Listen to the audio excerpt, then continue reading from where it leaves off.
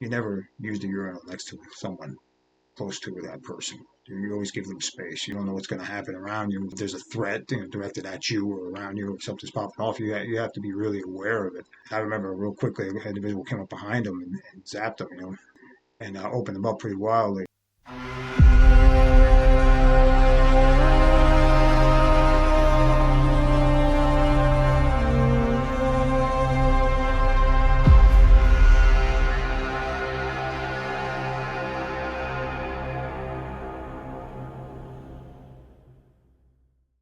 Greetings and salutations. Thanks for watching my channel at 20 to Persevere. I'm Victor Sortie.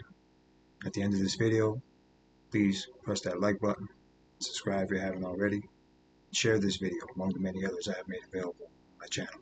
Thank you very much. Today's video, I want to talk about something that transpired the other day. It deals with perspective, how important it is to maintain perspective on your life. Everything is relevant to where you stand and where you sit.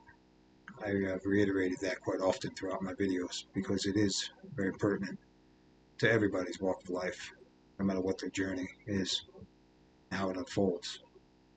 I went and I did something that was a simple thing, and it just dawned on me when I was doing it that how much I've evolved over time. Almost 3 years out of the joint after 28 years, and just this simple gesture, this simple act really put some clarity to me. It gave me a sense of lucidity compared to how hypervigilant I was, still am to a large extent, but not to the extreme that I needed to be throughout those years of incarceration. What I'm talking about is I went through the restrooms at a restaurant. Simple. People do it every day. Nobody thinks twice about it. And in the restrooms, as any male knows, the urinals are one right next to each other. In prison, from what I learned from experience, from things I observed, experienced personally, you never use the urinal next to someone close to that person. You always give them space. You take the urinal one right over the other one. You give a good distance between each other. I usually always went to the end of the line, the last urinal, because a lot of things happen when you're facing the urinal, and obviously your back is to what is going on behind you. So a lot of things can happen to you or around you. If you're not aware of it, you might suffer the consequences of being oblivious, which could be deadly. But I went in there, I was using the bathroom. There was a guy was right next to me. When I went in there, there was only two urinals, and one was in use, obviously. And so I without hesitation, went over to the urinal. And it was comical to me almost, was that I didn't hesitate. Before, when I got home and something like that would happen, I would literally just stand there for a second and wait for the individual to leave. I was so hyper vigilant, so hypersensitive to my environment. When I walked into a place like that, a simple restrooms, a restaurant where nobody's paying any mind. I mean, this guy literally was on his phone while he was using the bathroom. So, nobody cares what you do or don't do. And my family members always told me that. But to me, I was so hyper aware of what was happening around me. I didn't know if they were paying me any mind or not, and I had to be on point about that. And I couldn't show a sense of vulnerability, because my life was on the line. This is how I think and how I thought. Really profoundly so when I was incarcerated. So, the other day I did this with hesitation. I was using the bathroom, and it just kind of dawned on me. I was kind of like, snickered to myself, like this, no big deal now. And, in prison, when you use the urinal, you always give some space to the next man. You never go right next to the guy. And the reason for that is obvious, for the safety and precaution. You're aware of everything around you and people and movements. And the urinals, when somebody's using the bathroom, obviously you're facing forward, so your back is to the majority of the bathroom, so you don't know what's going to happen around you if something's, if there's a threat directed at you or around you, if something's popping off. You have to be really aware of it, and your sense of vulnerability is magnified when you're in the bathroom.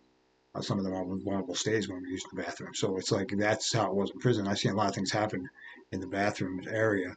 Because of that sense of vulnerability, people were at their most vulnerable, so that's when they were, it was plotted against them and they were attacked or whatever. And I remember one time I was actually at the urinal, and I always used to take the last urinal at the edge, so I would actually have a panoramic view of my environment if I have to take a side glance and look around just to see, make sure anybody was around me or whatever it was. Nobody ever would ever go next to you.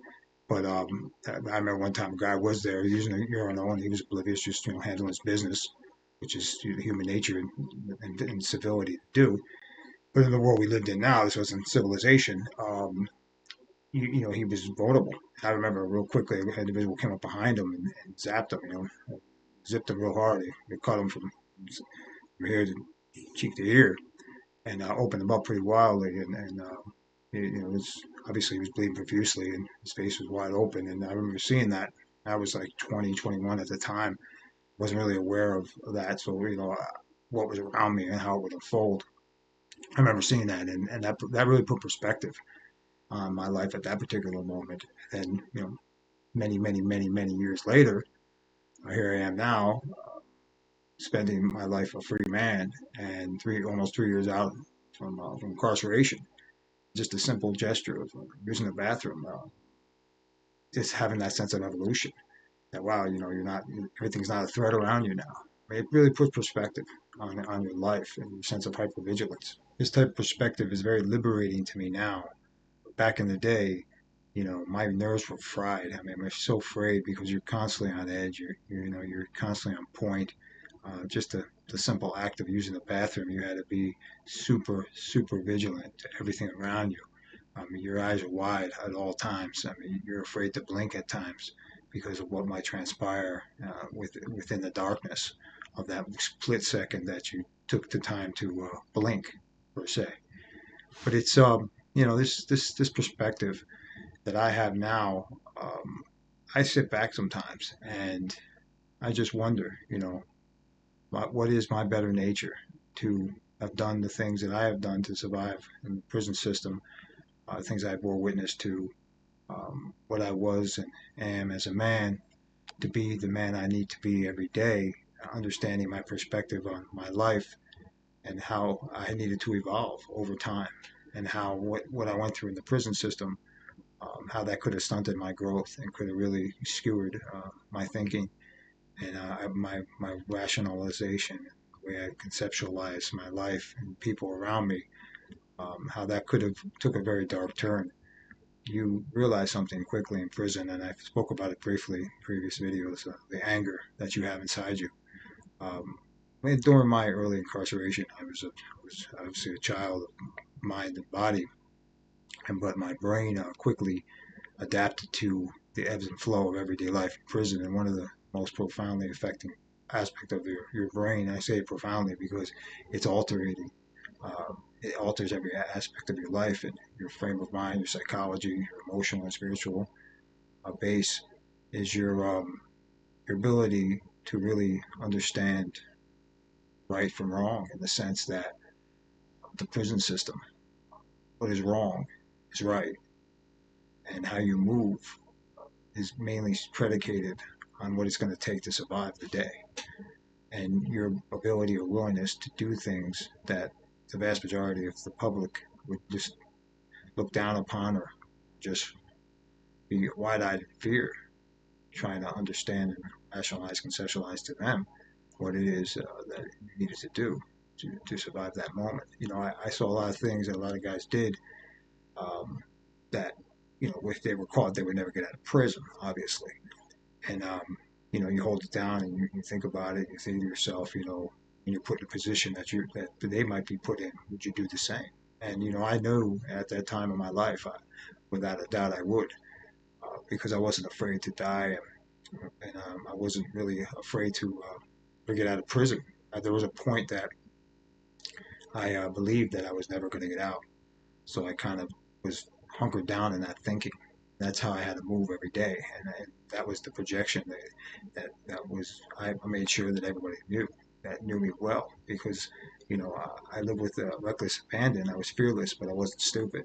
I didn't walk around like Billy Badass. I was this tough Tony guy. That's not my style.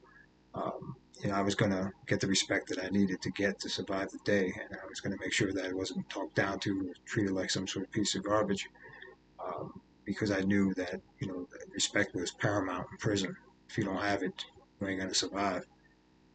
I also knew that I had to maintain my perspective on my life. Anger can consume you, and you can get real bitter in prison, do the things that, as I said earlier, the average Joe or Jane would be horrified by it. And it's just daily life inside the joint, especially the prisons that I was in. I, don't know how they are now. Don't ever want to find out, but I knew how they were in the 90s and early 2000s, all the way until my release in 2022. And the horrific nature of that type of life has a lasting effect on the psyche of any man that's went through it. And I take a lot of pride in my strength and my will to persevere, and it's something that I believe will define me for the rest of my life. And as I said a second ago, to reiterate, I'm very proud of that. But also know I had to sacrifice much to get that, and a lot of it I can't get back, regretfully so. And was it or was it not warranted? That's for others to decide and to judge me in their own prerogatives that they may or may not have. It's easy for others to stand on their high horse when they're not in the position that the individual that they're judging is in. So, I don't fault people for that. I understand where it is and where it isn't. But I also know that throughout my incarceration, I was a kid when I was brought into prison, and there was nobody there to help me or guide me per se. I had to learn on the fly or die, and I chose to learn. And it's a predatory world that I lived in, and the violence that unfolded around me was, astronomical. Never stopped. And you think back now, and your daily life that you live in now, simple act of using the urinals at a restaurant has a profound effect on me. I could be in public now, and I'm good. I don't get too hypervigilant or paranoid or anything like that. But it takes time. I mean, it's a process, and for all the brothers that have done time that have been recently released, they know exactly what I'm talking about, and it's something that I can empathize with, and I do empathize with them all.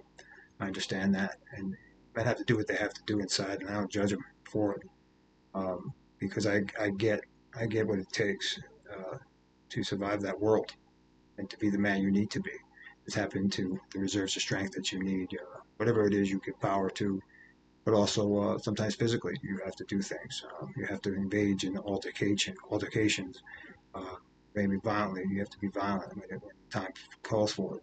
As much as I avoid violence, it's not something that I embrace or I find cool or anything of that nature. I wasn't hesitant to engage in it if someone threatened me, or I felt that they were going to take something from me in any form or fashion. I wasn't going to let that happen. And I'm thankful and grateful every day. I left the prison system without scars all over my face. Whatever scars within me, sometimes the wounds that fester forever, they'll go unhealed, or whatever the case may be. You deal with them as they come in. But the reality is, I'm grateful to have survived what I've survived, and to be in the position I am today to reach out to all of you and perhaps help someone else might be forced to go on a journey similar to mine, and maybe give them some guidance or enlightenment, which then help direct their way of life in a better fashion, making better decisions than I did as a young kid. So it's trial by fire, and perspective is something that profoundly affects everyone in their every walk of life. It's something to really consider, and how you move, and what you give power to. Thanks for watching. Hit me up with a comment, press that like button, and subscribe if you haven't already. Please share this video among the many others I have made available through my channel. And then when you have some time, head on over to Instagram, check out my link over there, and see some of the merch I have made available for sale in support of this channel. Until next time, go with the gods and persevere.